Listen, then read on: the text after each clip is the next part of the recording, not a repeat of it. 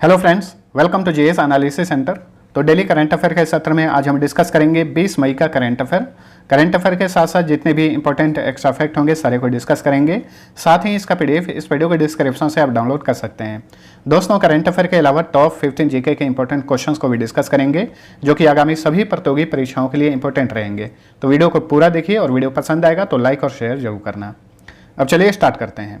पहला क्वेश्चन है, निम्न में से किस केंद्र शासित प्रदेश के उपराज्यपाल ने 18 मई 2022 को अपने पद से इस्तीफा दे दिया? तो देखिए, दिल्ली के उपराज्यपाल थे अनिल बैजल। उन्होंने हाल ही में 18 मई को अपने पद से इस्तीफा दे दिया। उपराज्यपाल को लेफ्टिनेंट गवर्नर भी कहा जाता है, ठीक है। तो दिल्ली के लेफ्टिनेंट गवर्नर थे अनिल बैजल, जो कि 2016 से ही पद पर थे। उन्होंने हाल ही में अपने पद से इस्तीफा दे दिया है। अब देखिए, दिल्ली से रिलेटेड जितने भी लेटेस्ट में करंट अफेयर बने हैं इन्हें भी याद रखिएगा। मुख्यमंत्री मुफ्त सीवर कनेक्शन योजना, सरकारी स्कूलों में हॉबी हब योजना शुरू की गई है। सरकारी स्कूलों में स्कूल हेल्थ क्लिनिक कार्यक्रम भी लॉन्च किया गया है। इरादा कर लिया है हमने, ये एक शीर्षक है शिक्षा गीत का, जिसे दिल्ली सरकार ने लॉन्च किया है। गंदे पानी को रिसाइकिल करके पुनः इस्तेमाल के लायक बनाने के लिए सूझ अलार्म अभियान जो चलाया जाता है, इसका दूसरा संस्करण दिल्ली में शुरू किया गया। भारत का पहला smart managed EV charging station Delhi में ही स्थापित किया गया है। स्मार्ट कार्ड शस्त्र लाइसेंस लॉन्च करने वाला ये भारत का पहला राज्य या केंद्र शासित प्रदेश बना है। देखिए, विश्व का सबसे बड़ा स्थानीय निकाय जो है ये दिल्ली नगर निगम है। अंग्रेजों ने 1911 में दिल्ली को औपचारिक राजधानी घोषित की थी और 1912 में ये राजधानी बन गया। आगे चलकर 1991 में इसे राष्ट्रीय राजधानी बनाया गया, ठीक है। 1 नवंबर 1956 को दिल्ली भारत का केंद्र शासित प्रदेश बन गया। दिल्ली अपनी सीमा भारत के 2 राज्यों से शेयर करता है, हरियाणा और उत्तर प्रदेश। मुख्यमंत्री हैं अरविंद केजरीवाल, डिप्टी सीएम हैं मनीष सिसोदिया। उपराज्यपाल का पद खाली हो गया है। दिल्ली हाईकोर्ट के एक्टिंग चीफ जस्टिस हैं विपिन सांघी। दिल्ली में जिलों की संख्या 11 है। लोकसभा सीट की संख्या 7, राज्यसभा सीट 3, विधानसभा सीट की संख्या 70 है। यहाँ का एकमात्र राजकीय चिन्ह राजकीय पक्षी है और ये है गौरैया। अगला क्वेश्चन है, the Lancet planetary health journal में प्रकाशित अध्ययन के मुताबिक 2019 में दुनिया भर में प्रदूषण से कितने लाख लोगों की मौतें हुई? तो देखिए, द लैंसेट पत्रिका काफ़ी मशहूर पत्रिका है ये। इसने हाल ही में एक अध्ययन किया है। इस अध्ययन के मुताबिक 2019 में दुनिया भर में वायु प्रदूषण से कुल 90 लाख लोगों की मौतें हुई और ये सन 2000 के बाद 2019 तक 55% वायु प्रदूषण से मौतों में वृद्धि हुई है। कितने प्रतिशत? 55%।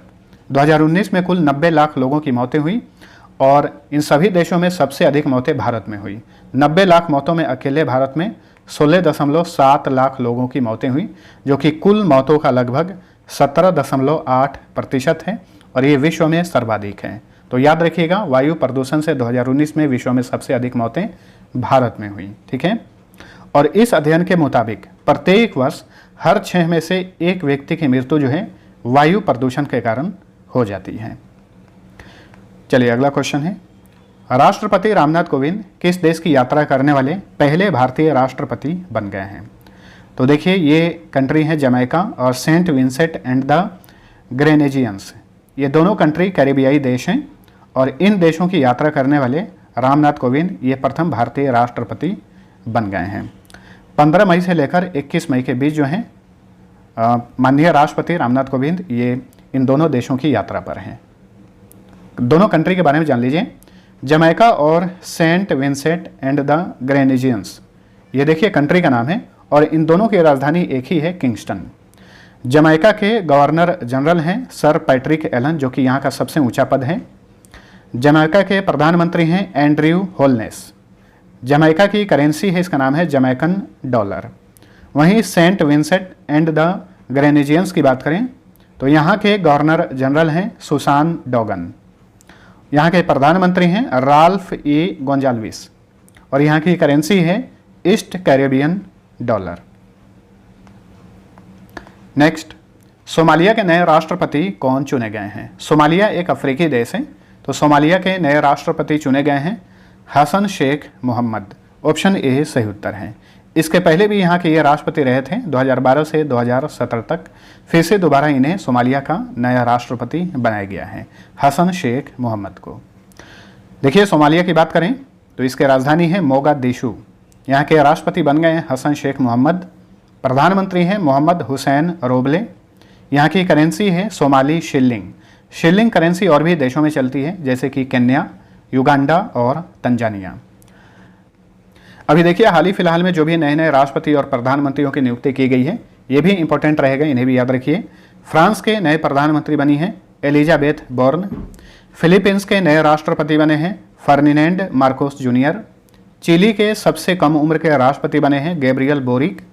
हंगरी की प्रथम महिला राष्ट्रपति बनी है कैटलिन नोवाक।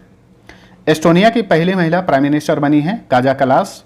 ट्यूनीशिया की पहली महिला प्रधानमंत्री बनी है नजला बोडेन रोमधाने।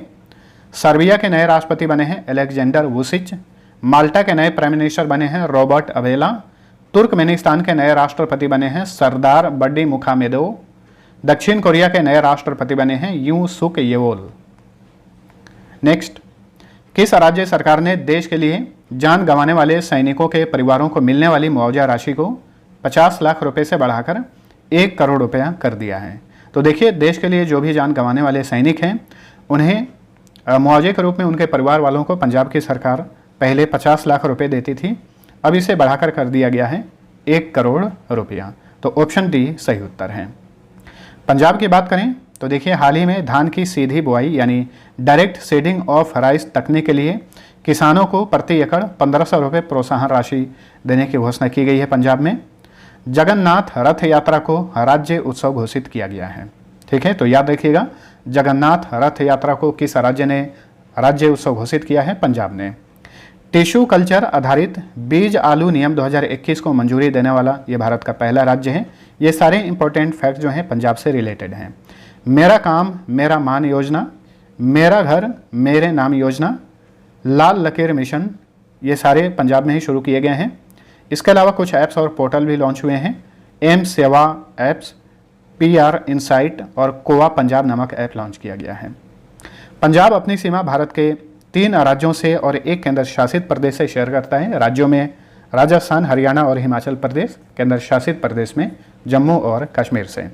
पंजाब का गठन हुआ था 1 नवंबर 1966 को। जिलों की संख्या 23 हो गई है।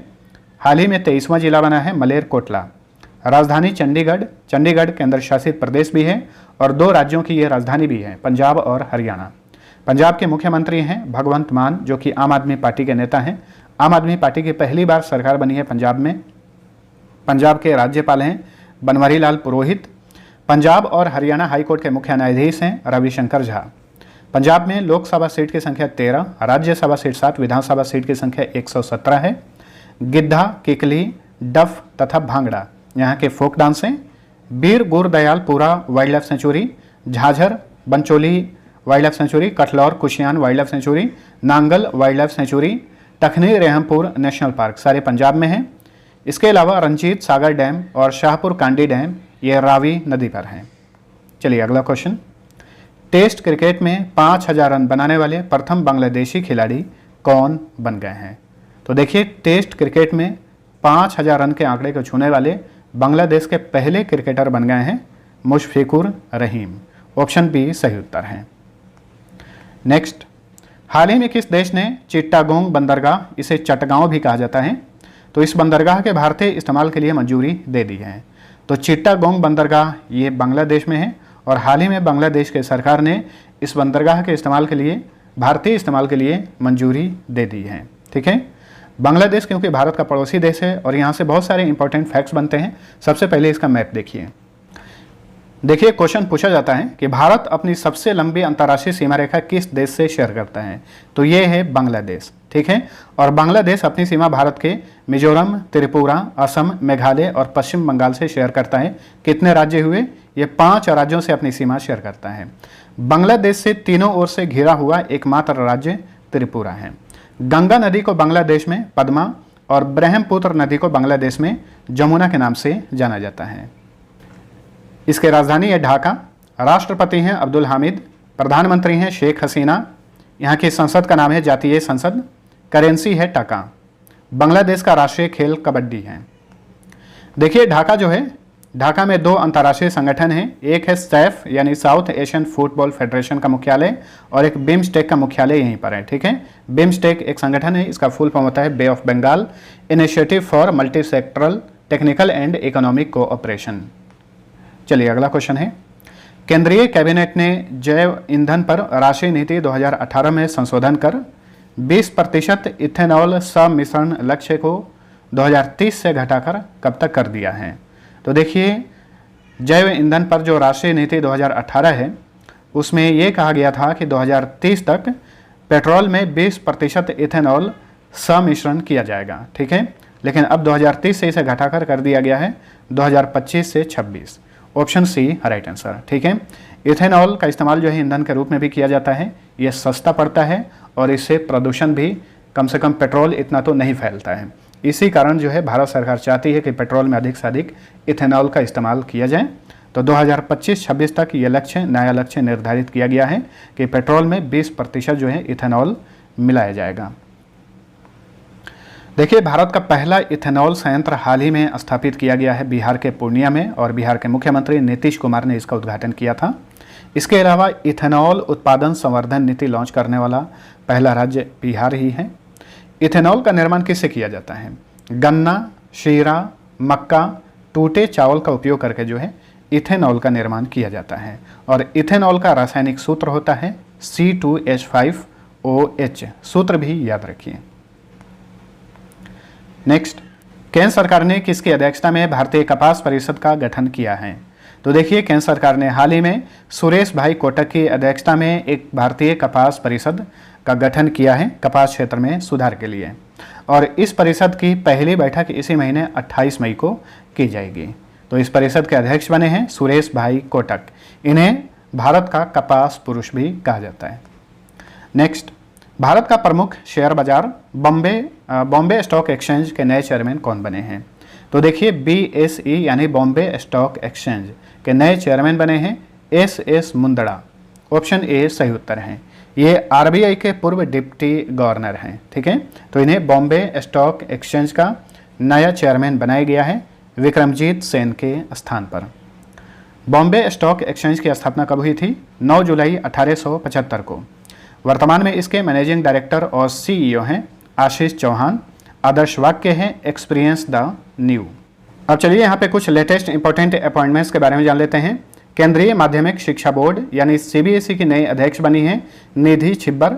भारतीय उद्योग परिसंघ यानी कन्फेडरेशन ऑफ इंडियन इंडस्ट्री के नए अध्यक्ष बने हैं संजीव बजाज। एयर इंडिया के नए प्रबंध निदेशक और CEO बने हैं कैंपबेल विल्सन। REC लिमिटेड के नए चेयरमैन और प्रबंध निदेशक बने हैं विवेक कुमार देवांगन। केंद्रीय प्रत्यक्ष कर बोर्ड यानी CBDT की नई चेयरमैन बनी हैं संगीता सिंह। इंडिगो के नए चेयरमैन बने हैं वेंकटरमनी सुमंत्रन। तो फ्रेंड्स, ये था हमारा आज का करंट अफेयर। वीडियो पसंद आया है तो लाइक और शेयर जरूर करना।